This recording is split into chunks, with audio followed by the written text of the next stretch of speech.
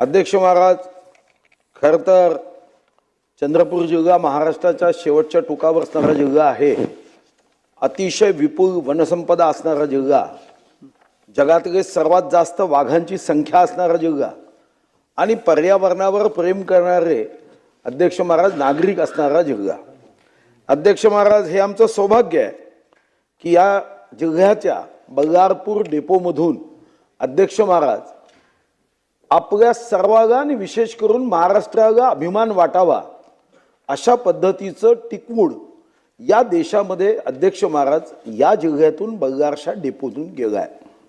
अध्यक्ष महाराज, श्रीराम मंदिर 500 वर्षानंतर राम मंदिराचं बांधकाम पूर्ण झालं, पण महाराष्ट्रासाठी अभिमानाचा विषय आहे की राम मंदिरात येणारा जगातला कोणताही भक्त असू द्या, त्याला जावं लागतं महाराष्ट्रातल्या बल्लारशाच्या पाठवलेल्या टिकवूडच्या महाद्वारातून. अध्यक्ष महाराज, संसद भवनामध्ये आज देशातले सर्वोत्तम कायदे करण्यासाठी चर्चा होते, पण खासदार कोणत्याही जातीचा असो, पक्षाचा असो, रंगाचा असो, वयाचा असो व वंशाचा असो, अध्यक्ष महाराज जावं लागतं महाराष्ट्राच्या बल्लारशातून पाठवलेल्या लाकडाच्या दरवाजातून. अध्यक्ष महाराज, उपराष्ट्रपती महोदय जे आमचे राज्यपाल होते, अध्यक्ष महाराज तिथेही आज उपराष्ट्रपतीच्या घरचं प्रत्येक फर्निचर, तिथं असणारी प्रत्येक कास्टाची वस्तू ही अध्यक्ष महाराज बल्लारशा म्हणजे चंद्रपूर जिल्ह्याच्या या टिकवूडमधून तयार झाली.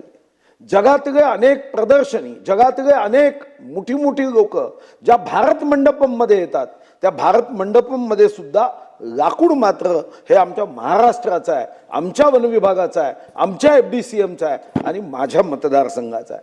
आणि एवढंच नव्हे, युगपुरुष ज्यांना $5 ट्रिलियन इकॉनॉमीचा संकल्प घेऊन देशासाठी ज्यांनी आयुष्य समर्पित केलं असा नेता अध्यक्ष महाराज, एक जगाने ज्यांना कौतुक केलं म्हणजे ब्रिटनचे तर पूर्व प्रधानमंत्री म्हणाले कि दुनिया में एक सूरज है, एक चांद है और एक ही नेता है, वो नरेंद्र मोदी जी. अध्यक्ष महाराज, हा आमच्यासाठी अभिमानाचा विषय आहे की अध्यक्ष महाराज आज माननीय मोदीजींचं कार्यालय हे सुद्धा अध्यक्ष महाराज बल्लारशावरून मी पूजा करून टिकवूड पाठवलं. आज आमच्यासाठी अभिमानाचा विषय आहे की ज्या खुर्चीवर देशाचे प्रधानमंत्री बसले आहे ती खुर्ची सुद्धा याच वन विभागाच्या टिकवूडमधून तयार झाली आहे. अशा अनेक गोष्टी जेव्हा या टिकवूडमधून तयार झाल्या तेव्हा अध्यक्ष महाराज जगामध्ये खरं तर संशोधन, रिसर्च याला महत्व आहे. जेवढे रस्ते महत्वाचे आहे, इमारती महत्वाच्या आहे, तेवढंच ज्ञान महत्वाचं आहे. कोणता देश किती धनवान आहे यावर त्या देशाचं आता मूल्यांकन होत नाही, तो किती गुणवान आहे यावर त्याचं मूल्यांकन होतं.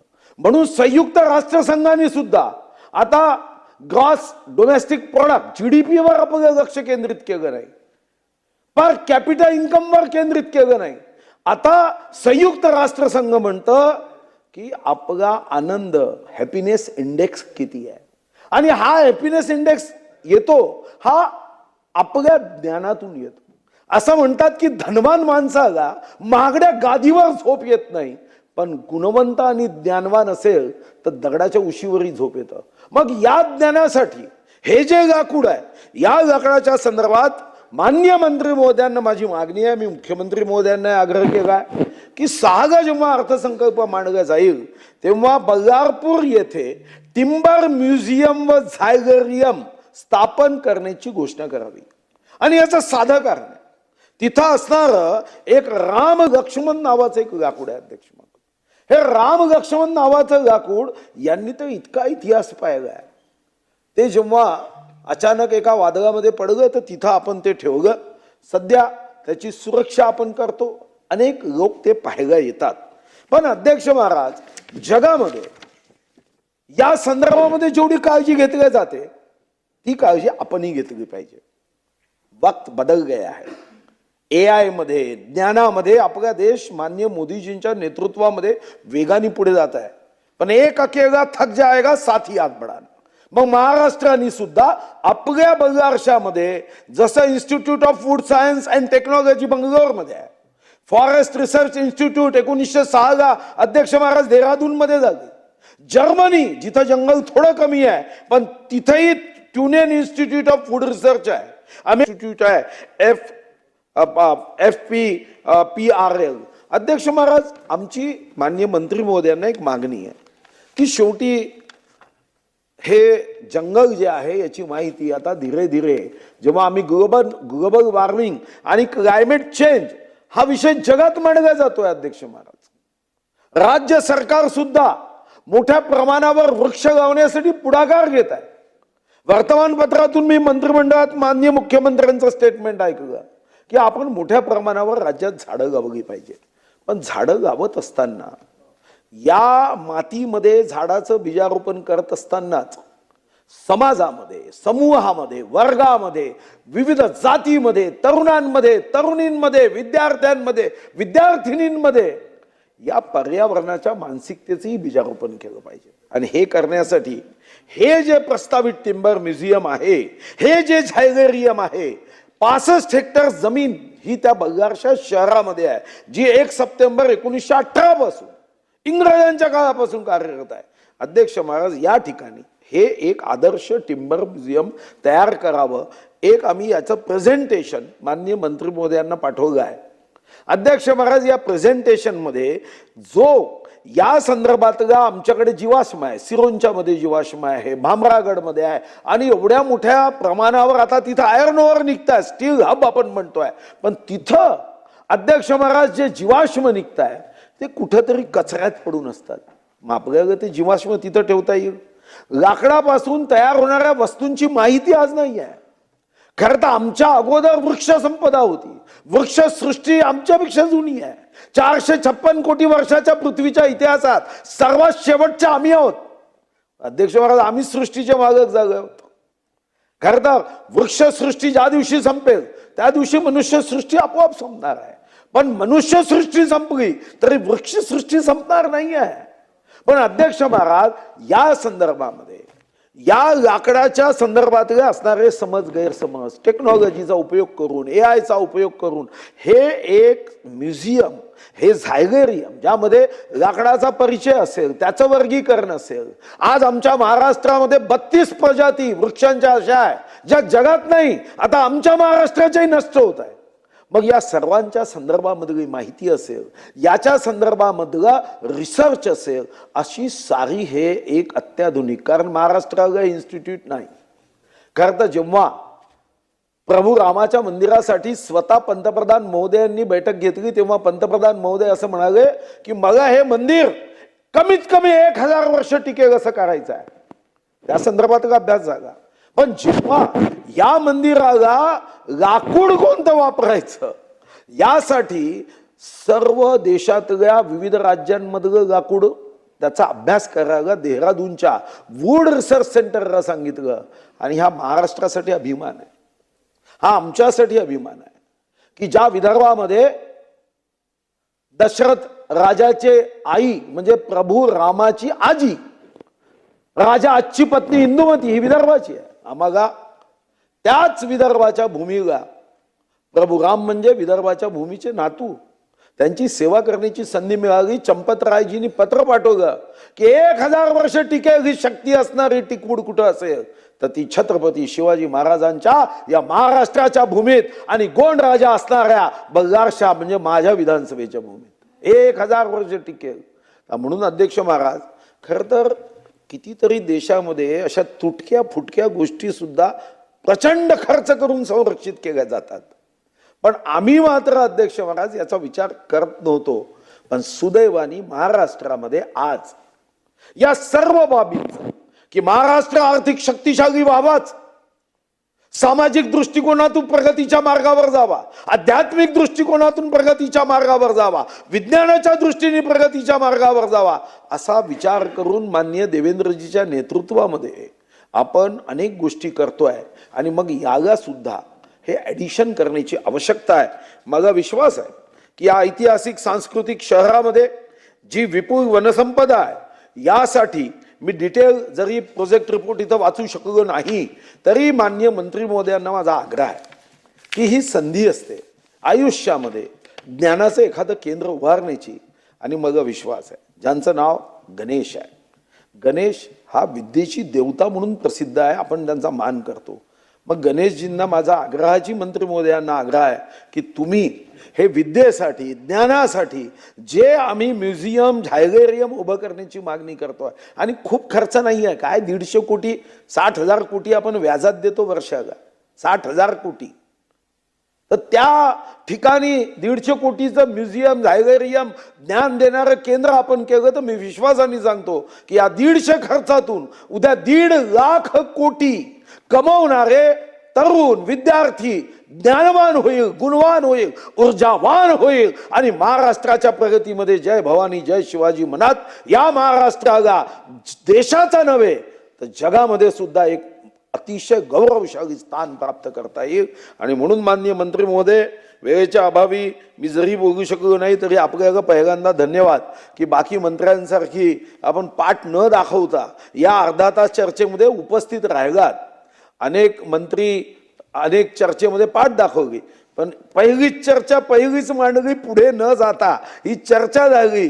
याचीही रेकॉर्ड कुठं आपल्याला करता येत असेल तर गिनीज वर्ल्डमध्ये पाठवले पाहिजे की ही चर्चा पहिल्याच झटक्यात होते आहे, कुठेही कालावधी लागला नाही. त्याबद्दलही मंत्री महोदयांना धन्यवाद देतो. आणि श्री गणेश नाईकांना भगवान गणेश याला सकारात्मक उत्तर देण्याची सद्बुद्धी देव, एवढीच भगवान गणेशाच्या चरणी या गणेशजींसाठी मी प्रार्थना करतो. अध्यक्ष महोदय, या सदनाचे ज्येष्ठ सदस्य माजी मंत्री सुधीर भाऊ मुनगंटीवार यांनी अतिशय भावुक पद्धतीनं या गोष्टीची गरज कशी आहे या ठिकाणी सदनाला सांगितलेलं आहे.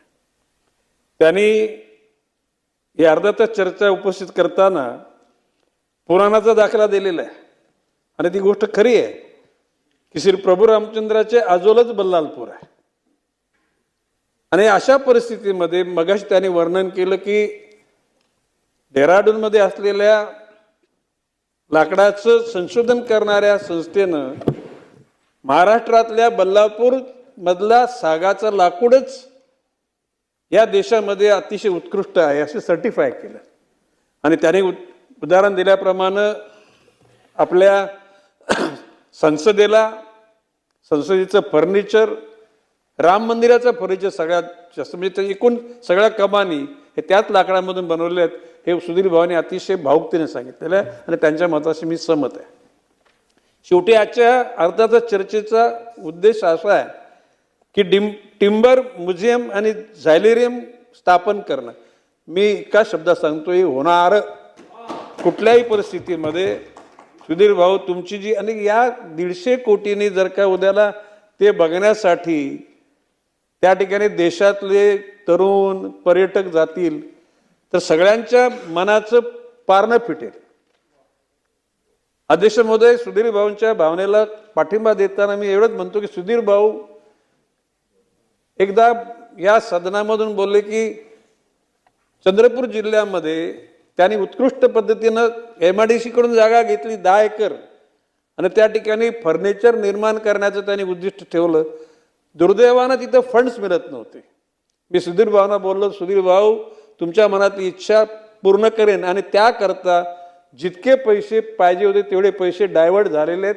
ते बांधकाम आता FDC मार्फत सुरू होईल. आणि मग मी सुधीर भाऊ सांगतो की ज्या दिवशी उद्घाटन आहे त्या दिवशी तुमच्याच हस्ते ग्रेबिन कापू. मी तर मंत्री असेन, परंतु ज्यांनी तपश्चर्या केली, ज्यांनी उद्दिष्ट ठेवलं अशा माणसाचं निश्चितपणे त्या ठिकाणी सन्मान करणं हे निश्चितपणे उचित आहे. एकूणच अध्यक्ष महोदय, आता सुधीर भाऊंनी चर्चा उपस्थित केलेली आहे. त्यांनी या माननीय मुख्यमंत्री देवेंद्रजी फडणवीस यांच्या मनामध्ये या राज्याचं वन खातं हे नुसतं वन खातं रेकॉर्डला नको तर वन खात्यामार्फत 300 कोटी झाडं लावण्याचं त्यांनी उद्दिष्ट त्या ठिकाणी ठरवलेलं आहे. यावर्षी त्याच्यातल्या 10 कोटी झाडं लावली गेली आणि त्या गोष्टीचा मला सार्थ अभिमान आहे. अध्यक्ष महोदय, मी वन खात्यातल्या सर्व अधिकाऱ्यांशी चर्चा करताना मी म्हटलं की शेवटी डोंगर हिरवेगार दिसले पाहिजेत, रस्ते सप्तरंगाचे दिसले पाहिजेत. माननीय मुख्यमंत्र्यांच्याकडे मी अहमदाबाद मुंबई रस्ता, मुंबई पुणे रस्ता, मुंबई गोवा रस्ता ही सर्व वन खात्याकडे वर्ग करा आणि माननीय मुख्यमंत्र्यांनी त्याच क्षणालाच सांगितले की हे सगळे रस्ते वन खात्याला वर्ग करा आणि वर्ग केल्यानंतर मी ठरवलेलं की सप्तरंगांची झाडं त्या ठिकाणी म्हणजे रंगीत दिसली पाहिजे, नुसती रंगीत नाहीत तर सुगंधित असली पाहिजे. म्हणून सुरंगीची झाडं लावा, बकुलीची लावा, त्या ठिकाणी सोनचाफ्याची झाडं लावा आणि त्याचं संगोपन करा. अध्यक्ष महोदय, आता बाब अशी आहे की एकूणच लाडक्या बहिणींच्या करता जी जबाबदारी आम्ही शासनाने घेतलेली आहे ती काही जड नाही, परंतु अशा परिस्थितीमध्ये एकूणच आर्थिक कारोबार सांभाळताना थोडीशी अडचण निर्माण होते. अजितदादांची खरं म्हणजे आठवण येते. अजितदादा त्या बाबतीमध्ये अतिशय सचोटीनं त्या ठिकाणी प्रत्येक गोष्ट उपयोगी आहेत अशा गोष्टीकरता पैसा उपलब्ध. आणि मग त्यांनी मला शब्द दिला होता की वन खात्याला यावर्षी पैसे कमी पडणार नाहीत. किंबहुना मधल्या काळामध्ये पश्चिम महाराष्ट्रामध्ये पुणे जिल्हा, अहिल्यानगर, नाशिक या ठिकाणी बिबट्यांचा जो एकूण वावर झाला त्याच्यामधून मनुष्यहानी झाली. त्या बाबतीमध्ये अजितदादांनी सांगितलं की या गोष्टी करता वन खात्याच्या पाठीमागे आम्ही उभे राहणार आहोत. सुधीर भाऊ, आपल्या FDCMनी लावलेली झाडं ज्याला आपण विक्री करता तयार आहेत अशी, त्याची मूल्यांकन आहे 12,000 कोटी रुपये. 12,000 कोटी रुपये म्हणजे आता ज्याची विक्री करू शकत. मी खात्याला सांगितलेले की या 12,000 कोटीच्या अगेन्स्टमध्ये 6,000 कोटी कर्ज घ्या आणि त्या कर्जातून हिरवे डोंगर करा, रस्ते सप्तरंगाचे करा आणि त्याचबरोबर मँग्रोव्ह डिव्हिजनला पैसे द्या, कर्मचाऱ्यांची घरं नीट करा, RFOचं ऑफिस अपडेट करा, आपल्या असलेले विविध ठिकाणचे रेस्ट हाऊस ती पण अपग्रेड करा, वन्य जीव आणि वन्य असलेलं पर्यटन याकरता सुद्धा पैसे त्या ठिकाणी खर्च करा.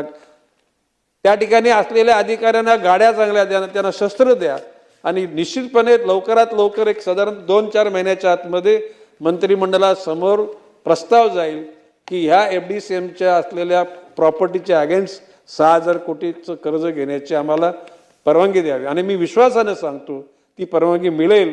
आणि FDCMच्या मार्फत सुधीर भावाने अतिशय चांगलं काम केलं की सागाच्या झाडापासून अशा प्रकारच्या त्यांनी देवदेवतांच्या आणि थोर पुरुषांच्या मूर्त्या बनवल्या आहेत. त्या प्रदर्शनामध्ये ठेवल्या तर एकेका मूर्तीची किंमत 5-5, 6-6 हजार रुपये किंमत आहे. आणि अशा सर्वच गोष्टीचा विस्तार करून वन खात्याचं नाव महाराष्ट्राच्या जनतेच्या स्मरणात राहील अशा प्रकारची भूमिका आम्ही घेतलेली आहे. आता फक्त प्रश्न सुधीर भाऊंनी जे म्युझियमचं आलं तो त्याकरता जे फंड्स लागतील, सुधीर भाऊ फार तर आपल्याला मी एकांतात मिटिंगला बोलवेन, अधिकारी वर्गाला सांगून त्या गोष्टीचं एकदम टाइम बाउंड कार्यक्रम आखू आणि निश्चितपणे सकारात्मक पद्धतीनं या गोष्टीला पूर्णत्व देऊ. जय हिंद, जय महाराष्ट्र. या चर्चेच्या माध्यमातून ज्येष्ठ सदस्य आमचे मार्गदर्शक सुधीर भाऊंचं मी मनपूर्वक आभार मानतो की अतिशय महाराष्ट्राचं नावलौकिक करण्यासाठी या देशामध्ये आपल्या महाराष्ट्राचं टिंबर म्युझिकच्या माध्यमातून, म्युझियमच्या माध्यमातून आपण अतिशय चांगला विषय आपण या सभागृहाच्या माध्यमातून मांडलात. आणि आदरणीय मंत्री महोदयांनी आपल्या नावाप्रमाणे श्री गणेशा करण्याचं काम या ठिकाणी ठामपणे सांगितलं. तुमचं या ठिकाणी महाराष्ट्रातील जनतेच्या वतीने आभार मानतो आणि आपलं हे म्युझियम लवकरात लवकर चांगलं हो. आणि भाऊ मला एक निमंत्रण देताल एवढी विनंती करतो.